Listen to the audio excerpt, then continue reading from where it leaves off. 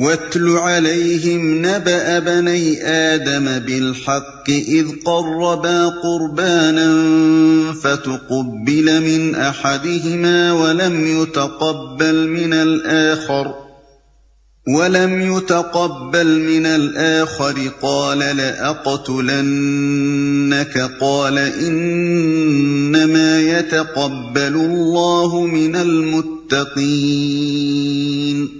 اور ذرا انہیں آدم کے 2 بیٹوں کا قصہ بھی بے کم و کاست سنا دو۔ جب ان دونوں نے قربانی کی تو ان میں سے ایک کی قربانی قبول کی گئی اور دوسرے کی نہ کی گئی۔ اس نے کہا میں تجھے مار ڈالوں گا، اس نے جواب دیا اللہ تو متقیوں ہی کی نظریں قبول کرتا ہے۔ یعنی تیری قربانی اگر قبول نہیں ہوئی تو یہ میرے کسی قصور کی وجہ سے نہیں ہے، بلکہ اس وجہ سے ہے کہ تجھ میں تقوی نہیں ہے، لہذا میری جان لینے کے بجائے تجھ کو اپنے اندر تقوی پیدا کرنے کی فکر کرنی چاہیے۔ لَئِن بَسَطتَ إِلَيَّ يَدَكَ لِتَقْتُلَنِي مَا أَنَا بِبَاسِطٍ يَدِيَ إِلَيْكَ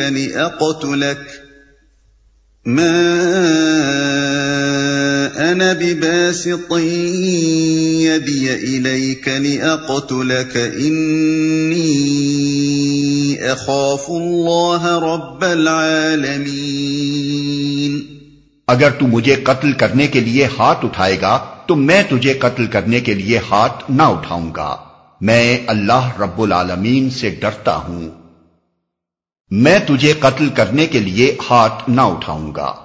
اس کا یہ مطلب نہیں ہے کہ اگر تو مجھے قتل کرنے کے لیے آئے گا تو میں ہاتھ باندھ کر تیرے سامنے قتل ہونے کے لیے بیٹھ جاؤں گا اور مدافعت نہ کروں گا، بلکہ اس کا مطلب یہ ہے کہ تو میرے قتل کے درپے ہوتا ہے تو ہو، میں تیرے قتل کے درپے نہ ہوں گا۔ تو میرے قتل کی تدبیر میں لگنا چاہے تو تجھے اختیار ہے، لیکن میں یہ جاننے کے بعد بھی کہ تو میرے قتل کی تیاریاں کر رہا ہے یہ کوشش نہ کروں گا کہ پہلے میں ہی تجھے مار ڈالوں۔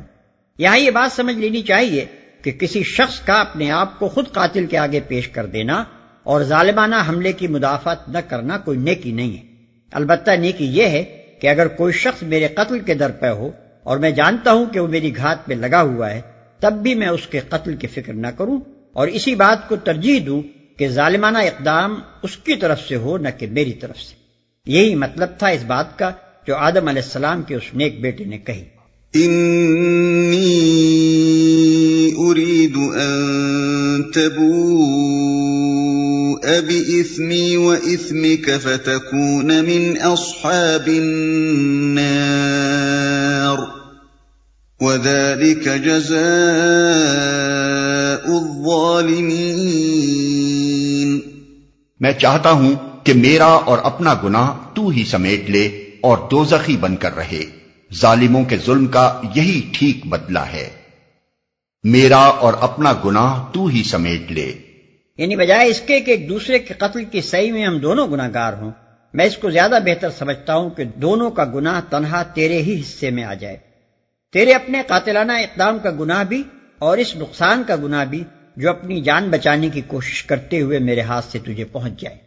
فطوعت له نفسه قتل أخيه فقتله فأصبح من الخاسرين۔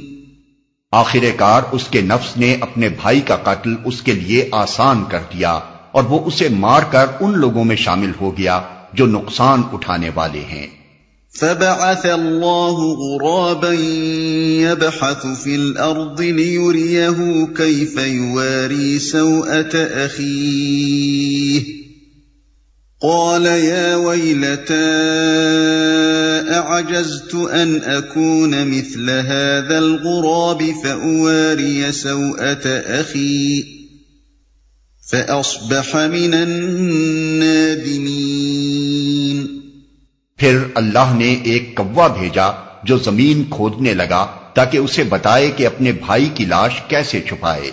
یہ دیکھ کر وہ بولا افسوس مجھ پر، میں اس کوے جیسا بھی نہ ہو سکا کہ اپنے بھائی کی لاش چھپانے کی تدبیر نکال لیتا۔ اس کے بعد وہ اپنے کیے پر بہت پچھتایا، اپنے بھائی کی لاش چھپانے کی تدبیر نکال لیتا۔ اس طرح اللہ تعالیٰ نے ایک کوے کے ذریعے سے آدم علیہ السلام کے اس غلط کار بیٹے کو اس کی جہالت و نادانی پر متنبہ کیا اور جب ایک مرتبہ اس کو اپنے نفس کی طرف توجہ کرنے کا موقع مل گیا تو اس کی ندامت صرف اسی بات تک محدود نہ رہی کہ وہ لاش چھپانے کی تدبیر نکالنے میں کوے سے پیچھے کیوں رہ گیا، بلکہ اس کو یہ بھی احساس ہونے لگا کہ اس نے اپنے بھائی کو قتل کر کے کتنی بڑی جہالت کا ثبوت دیا ہے۔ بعد کا فقرہ کہ وہ اپنے کیے پر پچھتایا اسی مطلب پر دلالت کرتا ہے۔ اس کے بعد وہ اپنے کیے پر بہت پچھتایا۔ یہاں اس واقعے کا ذکر کرنے سے مقصد یہودیوں کو ان کی اس سازش پر لطیف طریقے سے ملامت کرنا ہے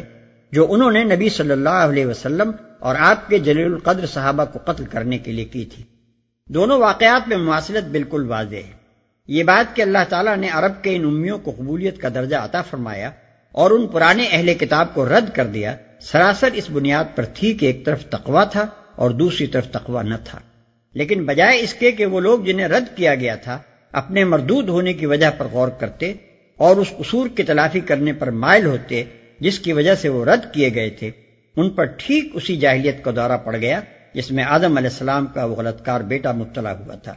اور اسی کی طرح وہ ان لوگوں کے قتل پر آمادہ ہو گئے جنہیں خدا نے قبولیت عطا فرمائی تھی، حالانکہ ظاہر تھا کہ ایسی جاہلانہ حرکتوں سے وہ خدا کے مقبول نہ ہو سکتے تھے، بلکہ یہ کرتوت انہیں اور زیادہ مردود بنا دینے والے تھے۔ من اجل ذلك كتبنا على بني اسرائيل انه من قتل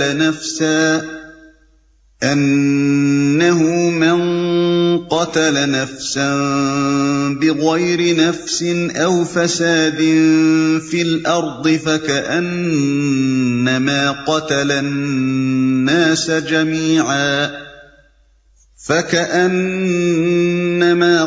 الناس جميعا ومن أحياها فكأنما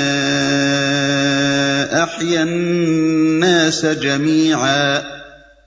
وَلَقَدْ جَاءَتْهُمْ رُسُلُنَا بِالْبَيِّنَاتِ ثُمَّ إِنَّ كَثِيرًا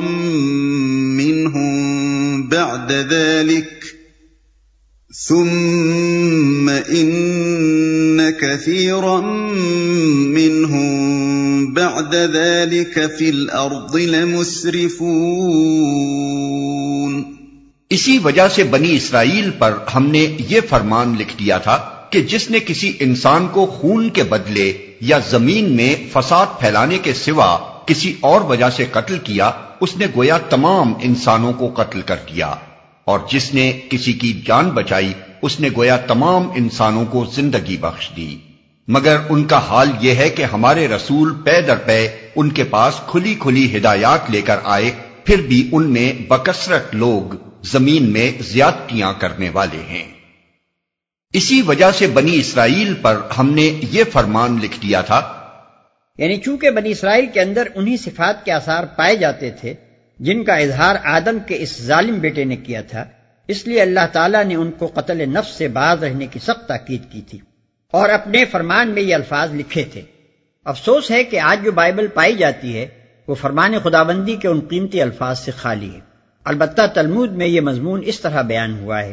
جس نے اسرائیل کی ایک جان کو ہلاک کیا، کتاب اللہ کی نگاہ میں اس نے گویا ساری دنیا کو ہلاک کیا، اور جس نے اسرائیل کی ایک جان کو محفوظ رکھا، کتاب اللہ کے نزدیک اس نے گویا ساری دنیا کی حفاظت کی۔ اسی طرح تلمود میں یہ بھی بیان ہوا ہے کہ قتل کے مقدمات میں بنی اسرائیل کے قاضی گواہوں کو خطاب کر کے کہا کرتے تھے کہ جو شخص ایک انسان کی جان ہلاک کرتا ہے وہ ایسی باز پرس کا مستحق ہے کہ گویا اس نے دنیا بھر کے انسانوں کو قتل کیا ہے۔ اس نے گویا تمام انسانوں کو زندگی بخش دی۔ مطلب یہ ہے کہ دنیا میں نوع انسانی کی زندگی کا بقا منحصر ہے اس پر کہ ہر انسان کے دل میں دوسرے انسانوں کی جان کا احترام موجود ہو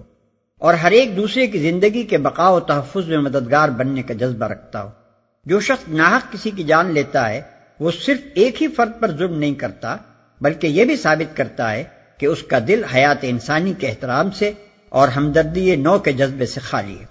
لہذا وہ پوری انسانیت کا دشمن ہے، کیونکہ اس کے اندر وہ صفت پائی جاتی ہے جو اگر تمام افراد انسانی میں پائی جائے تو پوری نو کا خاتمہ ہو جائے۔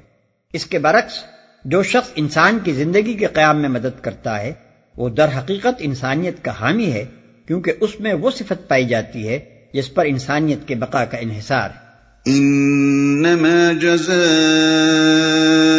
الذين يحاربون الله ورسوله ويسعون في الارض فسادا ان يقتلوا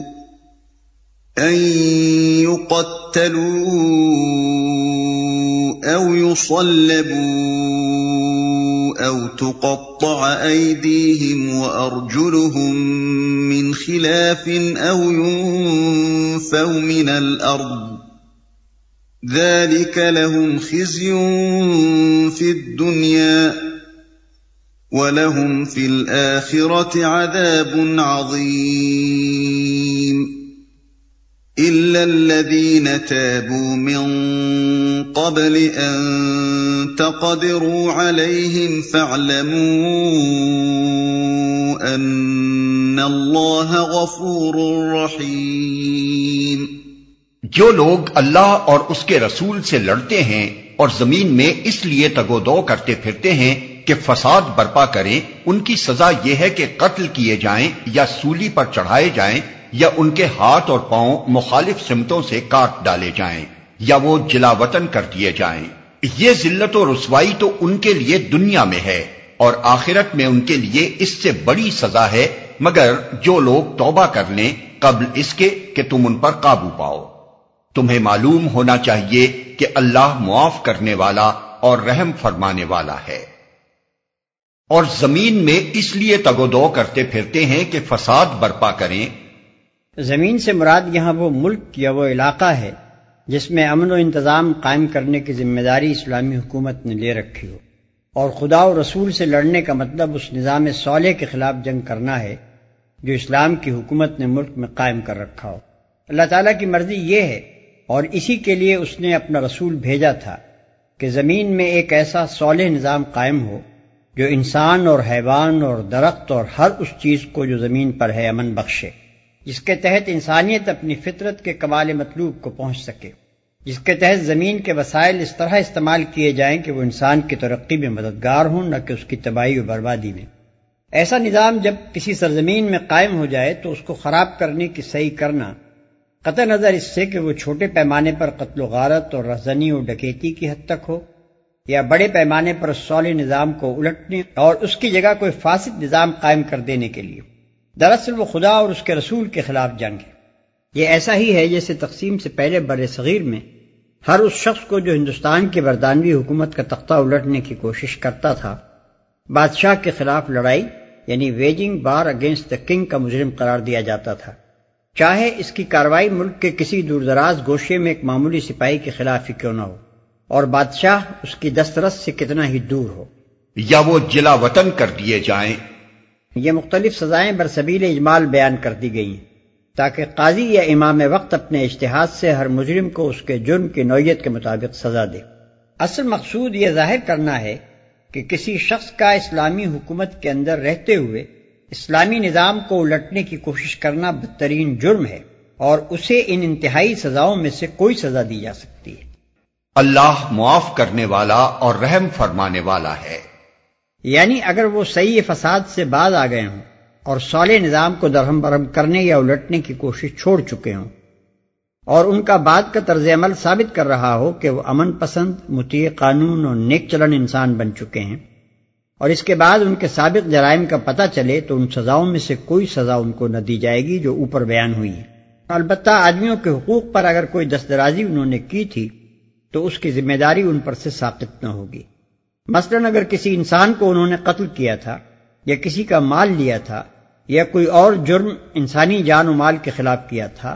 تو اسی جرم کے بارے میں فوجداری مقدمہ ان پر قائم کیا جائے گا، لیکن بغاوت اور غداری اور خدا و رسول کے خلاف محاربہ کا کوئی مقدمہ نہ چلایا جائے گا۔